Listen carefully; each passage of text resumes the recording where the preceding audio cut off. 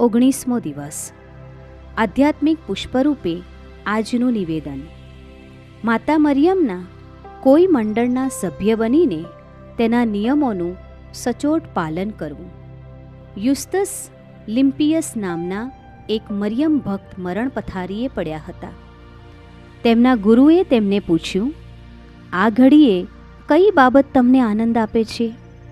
તેમણે જવાબ આપ્યો, માતા મરિયમના મંડળનો હું પ્રામાણિક સભ્ય બનવા પ્રયત્ન કરતો હતો.